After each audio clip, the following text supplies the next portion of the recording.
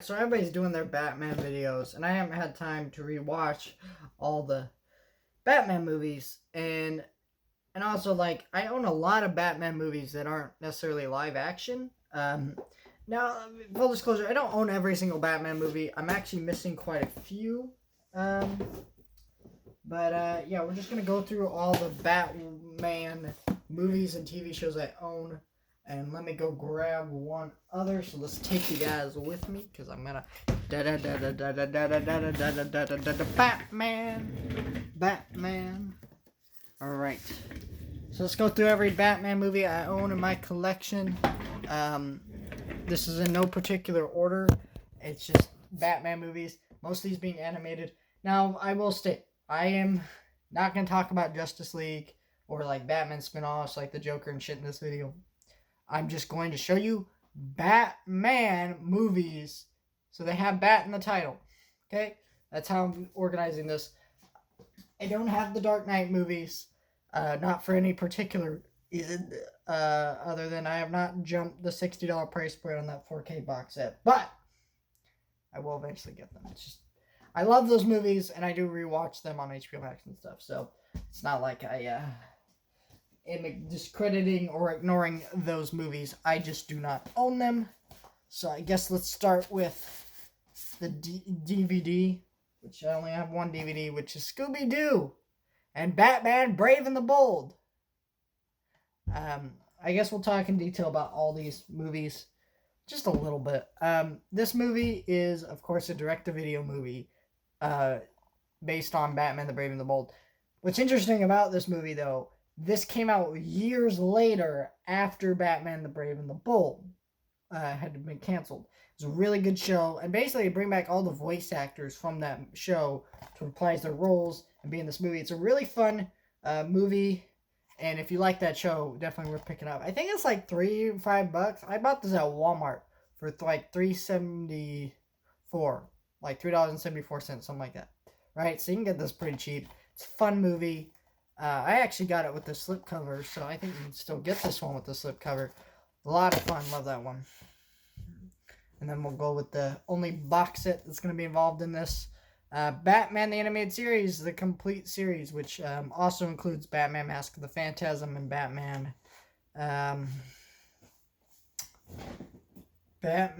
Mask of the Phantasm and Batman Sub-Zero Mr. Freeze, coupled. And the reason those were included in this set, if you don't know, those are like those are movies that, are in the Batman animated series canon and franchise. So, this is I don't really need to talk about the show, to be honest, because everyone knows the show is fucking phenomenal. The episodes look gorgeous on Blu-ray. There is no question. You should not have DVDs of this still, because these Blu-rays, my God, they really did some excellent remastering here. There's some wear and tear in my box, but it's a beautiful box set. The show looks amazing. There's so many, there's a bunch of episode commentaries, cool stuff. Great show. Though I do prefer Batman Beyond, the complete series, which I actually enjoy this package way more than I enjoy this, but there's more episodes of Batman the Animated Series. But this show looks great too on Blu-ray, but it's also just, I don't know, I really enjoy Terry in the show. I enjoy the pacing of the show a lot more. Maybe because it is more modern, like the 90s Batman animated series tries to have like a very classical feel, which I like, and I think it's good. But to me, it's like, this is more entertaining and at my speed. And I really enjoy the characters in this. This also has the Return of the Joker animated movie, which is bonkers insanity, amazingness. I have Batwoman season 1. I don't know why I have this. I don't even have any other Arrowverse shows. Probably mistake to buy this, but I didn't hate this show. I thought it was fine. I really hate Ruby Rose in the part though, but it was whatever. People overreact to that nonsense, as they overreact to a lot of shit. So, and then I guess we'll just finish doing live action animated Batman stuff, and then we'll just go into the DC animated stuff. Or, Batman, the movie, the Adam West movie. It's Adam West. It's a lot of fun. If you like the show, you like the movie, well, bam. Nothing to really say there. It's another reason I didn't review all the Batman movies. Because what is the point of reviewing this? Everybody who likes this movie already has seen it and likes it. Like, Batman 1989. Now these steelbooks here are part of the 4K Best Buy exclusive pack. And I took them out of the case because I thought the case was awful, took up too much room. And I just rather just look at these steelbooks like this. Because actually seeing them out of the package, these steelbooks look amazing together like this, you know? But I guess we'll talk about a little bit about each one. This is Batman 1989. You know, this movie is bad for a Batman movie. And, like, not to say this movie is, like, awful. The set design, the matte paintings, the special effects, phenomenal. I mean, this movie looks gorgeous. The performances from Michael Keaton, Kim Basinger, and Jack Nicholson are amazing. Danny Elfman's score is like fucking beautiful. You know, this is a really, really damn good movie. In like all those departments, anyways. In terms of story, no. The plot of this movie, I don't think anyone can really tell you the plot of this movie because no one watches this for the plot, but at the same time, it's just, it's what really is wrong with this movie is it's very inaccurate to Batman. He's like throwing people into acid and shit. Batman would never, ever do that. And he's just not Batman, and like Burton tries to make him like this mythical godlike figure, and you see that in like the way the costumes designed in this movie. Michael Keaton would get in this bat suit, and he could not turn his head. He had to turn his whole body around just to see something that's behind him. That is ridiculous, and a lot of things in this movie are like that, and it just adds up to being ridiculous. The Prince score, whatever. If you have nostalgia for this movie, it's a lot of fun. I don't have nostalgia for it, and I would say it's still a lot of fun, but it's a bad movie. It's not accurate to the character at all, for the most part, and it just does not hold up today. So there are a couple things that do, like the score and the production design and all that stuff, and Jack Nicholson's performance as a Joker, but of course his performance was obviously overshadowed by Heath Ledger's performance as the Joker. So, and we have Batman and Batman Returns, which I've only seen once or twice. I've seen Batman 1989 multiple times, like probably more than 10 times. This one is not one I tend to rewatch very much because it is not very good. This one is a lot worse than the first movie. They basically Batman 1989 was a huge hit, so they said, "All right, Burton, you get full creative control," and that was a mistake. They went back on that, and even that was a little bit of a mistake. But we'll get into that in a minute. But yeah, this movie just is full Burton, and it goes in some really ridiculous directions, and just no. Danny DeVito as the Penguin though is cool. He looks really good as the Penguin. The way the characters look, just the way the story goes, and how overly dark and absurd it is just awful. And the way that they recast Billy Dee's character, a black character, to be Christopher Walken in this movie. It's like, what the hell? That's pretty racist. So there's some things in this movie that are very questionable, but do not like that movie. Not saying it's awful, because again, the stuff that's good about the first Batman movie is good, in this movie too, but it's just not as good. It's just worse. And even that one's not that great. So, it's like, yeah. Batman Forever. This one I do like quite a bit. Now, there are some things that are awful in this movie, particularly Jim Carrey, who is just the worst superhero trope. The only time it's worked was in The Incredibles, but Amazing Spider-Man 2 and this movie have the same problem, right? Because Electro is the same character as Jim Carrey in this movie. He's some geek that loves the main hero and then becomes a villain, and he's a really shitty villain, and it's awful, and that's the main problem with this movie. too. Tommy Lee Jones is very miscast as Two-Face. He acts a little crazy.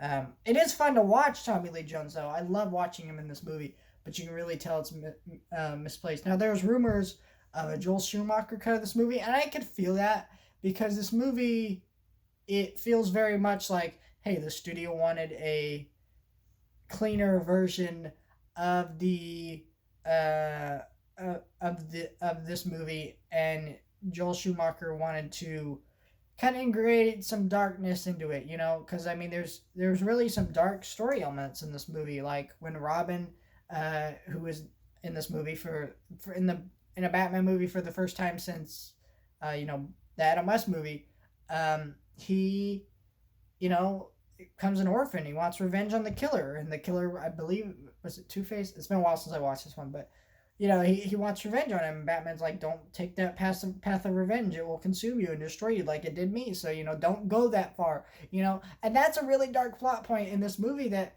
has a very bizarre tone, is very overly goofy. So, yeah, I think there is a Joel Schumacher cut out there. Will we see it? Probably not, because the way you would have tried to do that and get that out there is, when Joel Schumacher died, and, well, he's dead now. And there wasn't a big enough campaign for it at the time, so we're probably not ever going to see that. If it happens, cool, I'll definitely check it out, do a video on it, or whatever, but probably never going to see that. Batman and Robin.